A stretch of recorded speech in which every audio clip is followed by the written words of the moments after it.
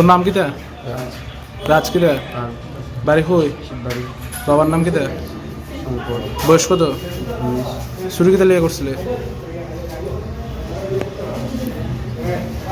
কবে করছ? কই করছ? শিববাড়ি কোন জায়গা? কয়টা নাগাদ করছ? তোর লগে আর কেউ আসলো না? এর আগে আর কই কই করছ ঘটনাটা? প্রত্যেক দিনের মতো আমরা সকালবেলা সবাই বাড়ি থেকে বেরিয়ে মন্দিরে আসি প্রণাম করার জন্য। তো আমরা আনুমানিক 8টা সাড়ে 8টার সময় মন্দিরে আসার পর দেখলাম যে মন্দিরের এই বাইরের প্রণামের বাক্সটা ভাঙা। তো তার আগে ওইভাবে এইরকম ভেঙে চুরি হয়েছিল। তো আমাদের সন্দেহ হওয়ার পরে আমরা মন্দিরের ভিতরে যাই। মন্দিরের ভিতরে গিয়ে দেখি আমাদের শিবলিঙ্গটা আছে, শিবলিঙ্গের সামনের প্রণামের বাক্স আছে, সেটাও ভাঙা। তারপর আমরা একটু দেখাশোনা করার পর দেখতে পারলাম যে আমরা আমাদের যে শিবের যে ঘরটা আছে, মূর্তির ঘর, সেটার ভিতরে একটা বড় প্রণামের বাক্স আছে, সেটাও ভাঙার চেষ্টা করা হয়েছে।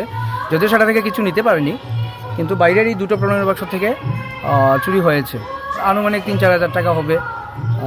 থাকে সবসময় এইরকম টাইপের।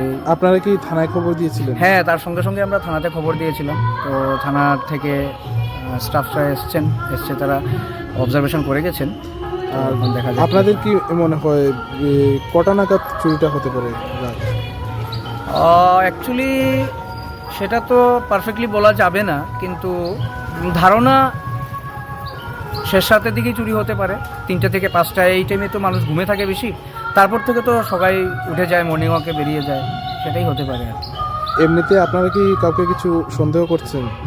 কারণ আপনি বলেছেন যে এর আগেও একবার হয়েছে। হ্যাঁ, এর আগে 2-3 বার চুরি হয়েছে আমাদের মন্দির, কিন্তু কোনো হদিশ পাওয়া যায়নি আর কি। তো সন্দেহ তো কাকে করব, কিছু জানা নেই কাকে করবো সন্দেহ। সেটা থানা পুলিশ তারা দেখবেন, প্রশাসন দেখবেন, তারা বের করবেন।